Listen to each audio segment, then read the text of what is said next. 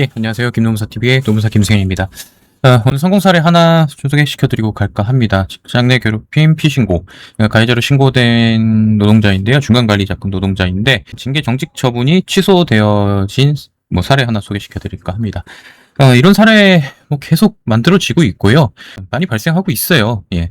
사실 이 사례는 되게 회사 정치 관련 문제예요. 직장 괴롭힘 가장 최대 지금 현재 문제점은 이 괴롭힘의 운영 시스템 자체가 전적으로 회사의 의사에 따라 움직이고 있고, 회사의 의사에 따라서 처벌할 자, 그 다음에 처벌하지 않을 자, 그 다음에 2차적 불이익, 마음대로 운영이 되고 있습니다. 그러니까 사실은 사내 정치 관련 제도라고 봐도 무관할 정도로 그렇게 움직이고 있어요. 이 사안도 좀 그랬던 사안이에요. 직장 내 괴롭힘의 행위자라고 징계를 받은 노동자가 사실은 그 회사의 최상위급 상사의 지시를 받고 조치한 행동을 차후에 이제 꼬리 자르기 한 거죠. 중간관리자만. 야, 너 직장 괴롭힘하면 어떻게? 말은 그렇게 하는데 그거 시킨 사람이 그 상사예요. 예. 이런 부분의 문제가 그 상사의 상사 부분의 문제를 갖고 시작했던 사건입니다. 그 좀 설명을 좀 드리도록 해보죠. 예. 일반적인 내용인데요. 제가 맨날 이건 좀 자주 얘기 드리고 있어서 일단은 제도라는 거 결국은 모호성을 갖고 있으면은 직장 괴롭힘과 굉장히 모호하잖아요. 어쩔 수 없어요. 지금 현재 이 상황에서는 결국에는 누구의 의사? 회사의 의사. 왜 이 제도를 운영하고 판단하고. 왜냐면 지금 노동부에 가면은 늘 인정받기 정말 어려운데 지금 인권 관련 기관, 노동위원회, 이런 기관 가면은, 이른바 감수성이라 그래가지고, 예, 웬만한 건 그냥 다 괴롭힘 혐의로 봐버리니까, 이런 문제가 좀 발생을 해왔죠. 요즘에 그래 많이 잦아들었어요. 훨씬 나아졌어요. 이것도 노동위원회에서 이런 걸 직장 내 괴롭힘으로 보기에 좀 이상한 거 아닌가 하다가, 결국에는, 괴롭힘은 맞지만 이 징계는 좀 너무하다. 이렇게 결론이 났지만, 결론적으로는. 사실상 그 내용 껍데기를 다 열어보면은, 이게 직장 내 괴롭힘인가? 우리도 모르겠다. 근데 이건 아닌 것 같아. 그래서 이제 깨진 사건이에요. 예, 현재 제도에서는, 이렇게 피신고 당하신 분들이 아예 직장 내 괴롭힘이 성립하지 않는다는 것을 가지고 주장을 해도 약간의 노노 갈등 성향으로만 가면은 그래도 인정하고 가자가 편한 기류. 그러니까 판단하는 사람도 그게 좀 편해 보니까. 예, 그런 기류로 좀 흐르고 있습니다.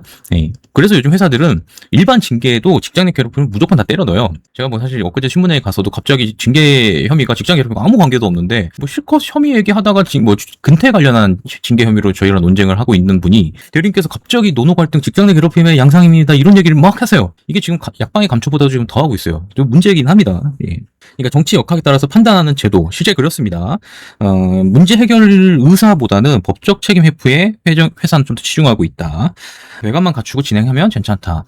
이거 해결을 봐야죠. 이거 언제 해결될지는 모르겠지만 이해관계자들이 너무 한 팀이에요. 예, 여기서 자세한 얘기는 하지 않도록 하겠습니다.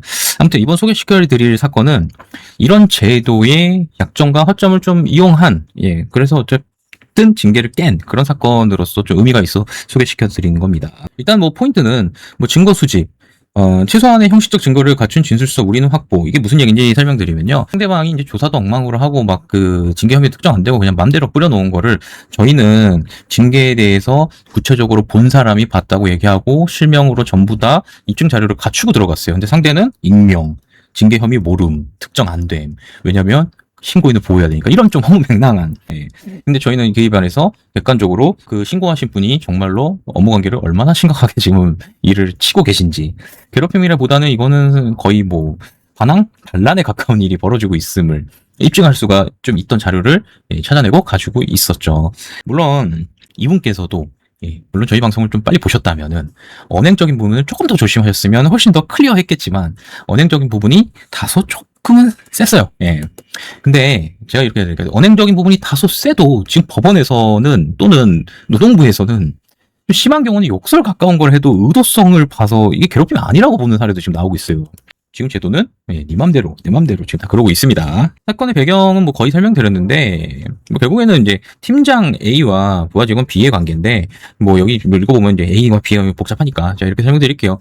A가 이제 B에게 업무 지시하는데 B가 너무 이제 했던 일 또 틀리고 실수 내고 성품적으로도 되게 이분도 팀장분도 좀 성품이 그렇게 강한 성품은 아니에요. 사람한테 윽박지르고. 처음에는 이 둘 사이 나쁘지 않았어요. 근데 이제 계속 업무 실수가 이렇게 나오니까 이제 나중에 실수라고 생각이 안 될 정도로 이 정도면 고의 아니냐.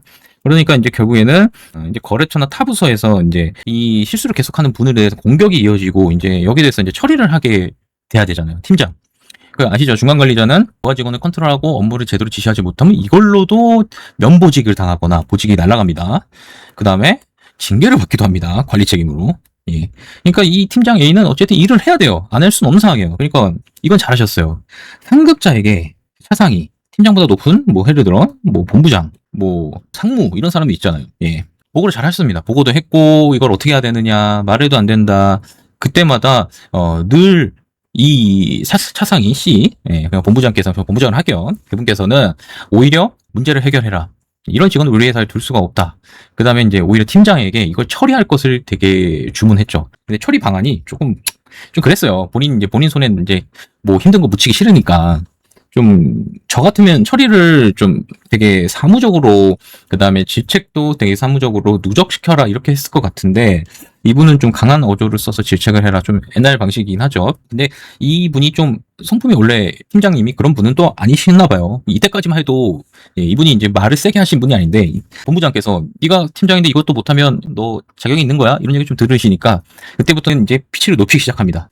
피치를 높이는 건 언어적인 것도 있지만 다소 좀 불편한 얘기, 좀 뭐랄까 사람의 인격, 마인드, 좀 경력, 그다음에 이런 걸 좀 건드시는 얘기를 좀 하셨었다고 봐야 될 것 같아요. 이게 사실은 이제 좀 크리티컬한 부분이었죠. 이게 사실은 이제 회사에서 딱 캐치하기 좋았던 이 부분. 그리고 사실은 이 부분은 엄밀히 말하면 명확하게 언제 어떻게 되어졌고 사실 혐의는 특정은 안 됐어요. 근데 이분께서, 팀장님께서 그냥 내가 기억이 어디선가 나는 것 같다, 인정하고 싶다.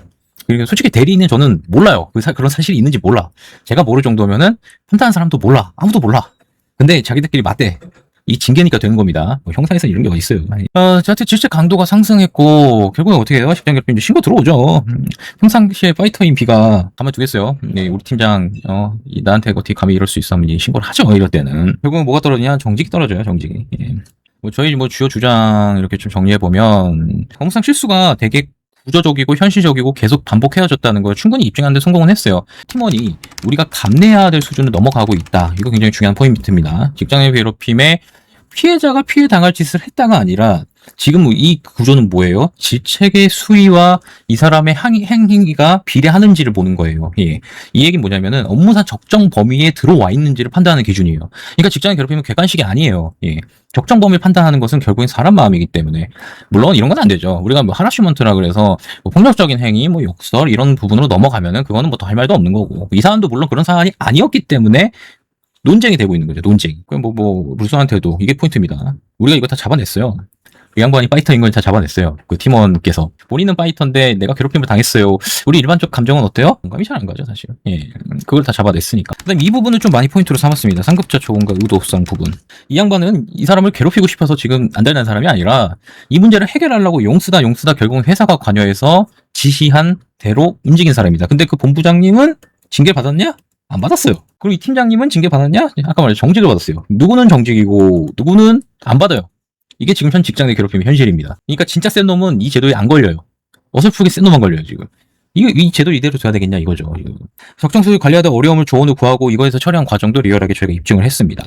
뭐 결론은 이렇게 냈습니다. 과도한 징계 양정. 현실적 타협인 판정이라고 저는 좀 보긴 합니다. 어쨌든 회사는 징계를 모두 철회하고 그냥 복지시키는 걸로 정리를 좀 선에서 마무리를 좀 지었습니다. 이게 현실적인 처리죠. 노동인은 업무상 필요성 인정되지만 표현 수위가 높다. 그래서 업무상 적정 범위 초과했다. 여러분들 이게 표면이에요. 표면적인 거예요. 사실은 제가 지금 말해왔던 과정이지만 적정 범위가 너무 넘어갔냐에 대해서는 다들 좀 의문을 제기하고 있었던 그 정도 사안이 돼야 요즘 이런 판정이 좀 나오는 경향이 있다. 이렇게 좀 말씀을 드릴게요. 업무상 필요성 있으면 마음대로 막 하면 되냐? 그건 아니에요. 이거 많이 오해하실까봐. 필요성이 있어도 적정 범위가 무엇이냐는 현재 기준이 없기 때문에 또는 여러 판단자에 따라서 달리 해석하는 경향이 분명히 있기 때문에 분명히 이런 사안이 나면 이걸 참고해서 자료 정리하고 내가 필요한 구조가 무엇인가, 나의 사건에 필요한 플레이 무엇인가 좀 이런 고민을 이제 해보시라는 이제 그런 말씀을 좀 이제 드려봅니다.